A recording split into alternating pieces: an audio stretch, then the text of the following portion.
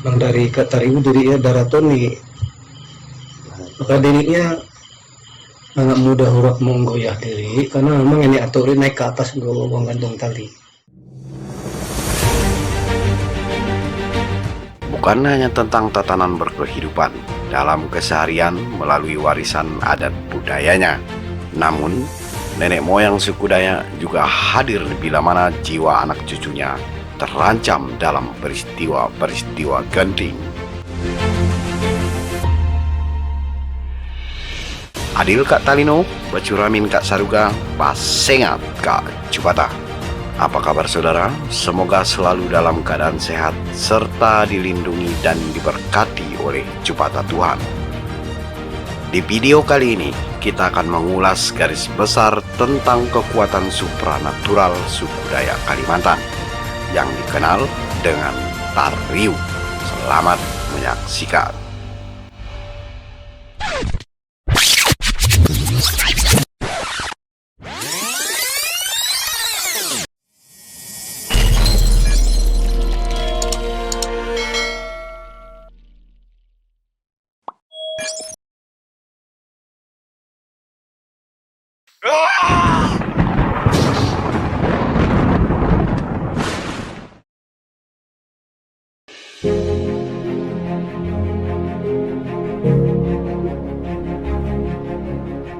Tariu. Tariu adalah ungkapan yang cukup tabu diucapkan di kalangan masyarakat adat suku Dayak Kalimantan, terkhusus suku Dayak Kanayat Sub Mangahe di salah satu binua adat.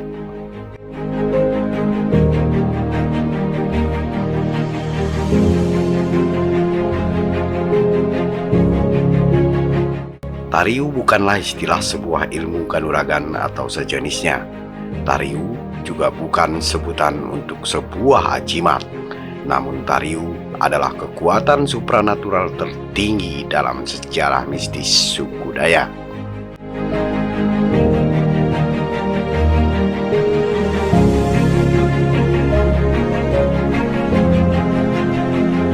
Tariu tidak dapat digambarkan secara nyata. Dari asal muasal, setidaknya Tariu dibagi menjadi dua asal, yaitu Tariu dari hutan, sungai, dan gunung. Sedangkan yang kedua, Tariu dari karamat. Dari karamat, salah satunya adalah dari Pantak Padagi.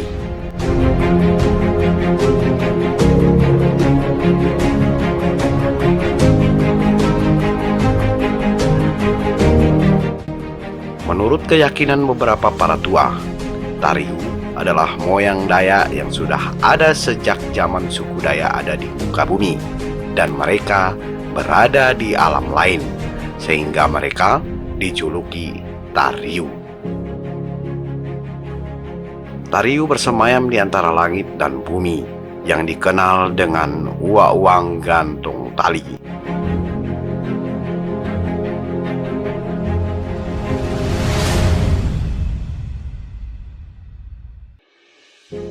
Saudara, versi narasumber Cupata Channel, selain gaib, Tariu diyakini diwakili beberapa nama tokoh heroik suku Dayak.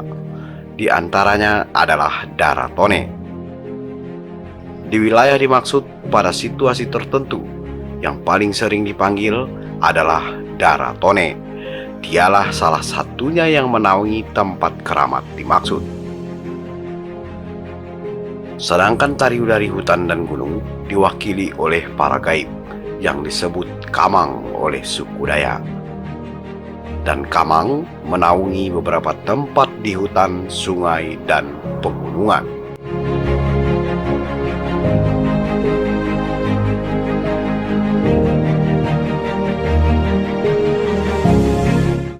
Memanggil Tariu dapat melalui imam, dan bisa juga dilakukan oleh seseorang yang mempunyai pengetahuan tentang Tariu.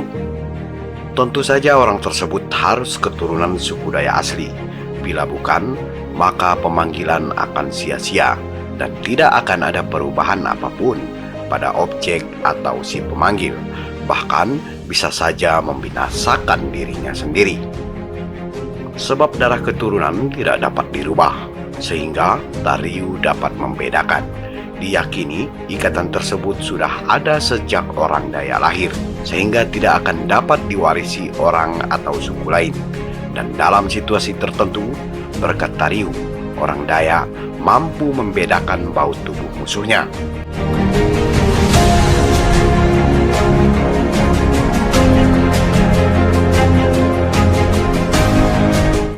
Tariu biasanya dipanggil pada saat situasi sudah benar-benar genting dan sudah tidak ada lagi cara lain selain melawan atau berperang. Sehingga keputusan memanggil tariu benar-benar berdasarkan keputusan matang.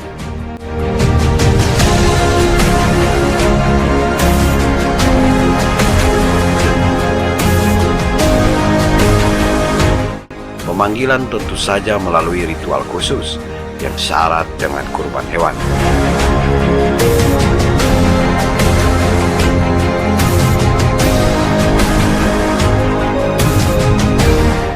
Untuk ikut serta dalam menjalankan tariu atau ikut berperang mesti dengan syarat-syarat tertentu. Salah satunya, kondisi badan harus dalam keadaan fit. Misalnya, tubuh dalam keadaan lemah atau pucat tidak disarankan. Lemah dan pucat di wilayah tersebut diistilahkan sumangat lamo atau lamah sumangat, karena tariu bisa saja berakibat fatal bagi dirinya. Selain dapat mengakibatkan kematian, tariu juga dapat menyebabkan gangguan jiwa atau gila.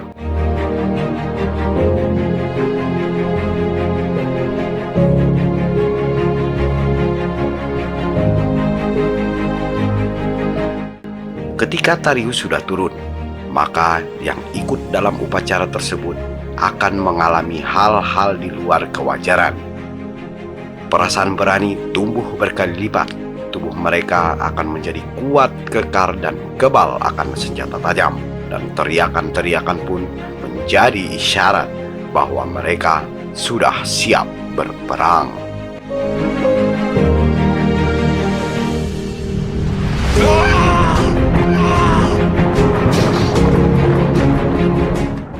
Dalam perjalanan mereka menuju medan perang, apa saja yang dilintasi menjadi pemicu kekuatan magis semakin berlipat ganda. Bahkan, energi tersebut ada juga yang menyerupai wujud manusia, hingga jumlah pasukan perang pun menjadi semakin banyak. Bahkan, akan terlihat ribuan oleh musuh, dan tidak ada satupun yang dapat menangkalnya.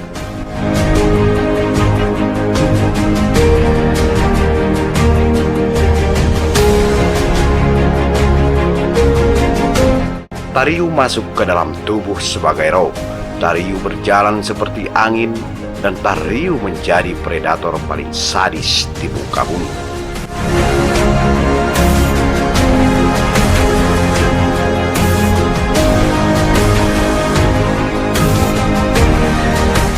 Tariu melalap darah dan menggertak roh dalam tubuh musuh, sehingga musuh tidak dapat melakukan perlawanan sama sekali. Bahkan, beberapa musuh sudah meninggal sebelum lawan datang.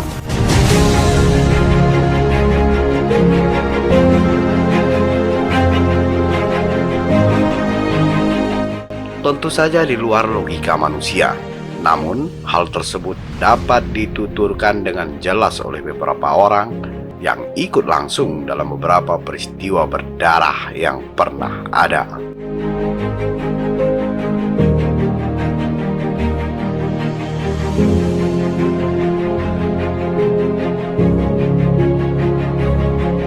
Setelah tariu selesai digunakan dan masa genting berakhir, maka tariu harus dikembalikan ke asalnya, karena hal tersebut berkaitan dengan jiwa dan raga manusia hingga sampai situasi normal kembali.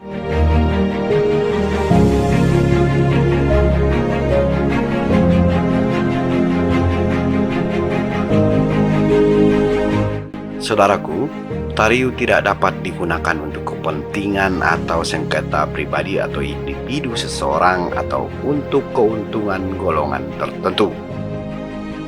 Tariu hanya dapat digunakan untuk membela suku, bangsa, dan negara demi jiwa raga, untuk kehormatan, dan untuk mempertahankan haknya. Itu pun bila mana benar-benar terancam, dan setelah melalui pertimbangan yang matang, barulah dilakukan ritual pemanggilan. Dan hingga saat ini, pemanggilan Tariu sudah tidak pernah dilakukan lagi, terutama di wilayah adat dimaksud.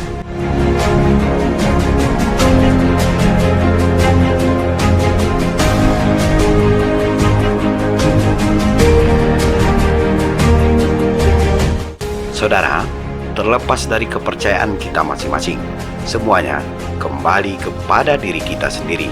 Namun, apapun budaya suatu suku bangsa, haruslah kita hormati demi untuk mengikat tali persaudaraan. Video ini dirilis berdasarkan keterangan atau penuturan beberapa tetua dari pengalaman yang mereka alami dan lakukan pada masa tersebut. Nah, sampai di sini dulu perjumpaan kali ini. Semoga menjadi informasi yang bermanfaat.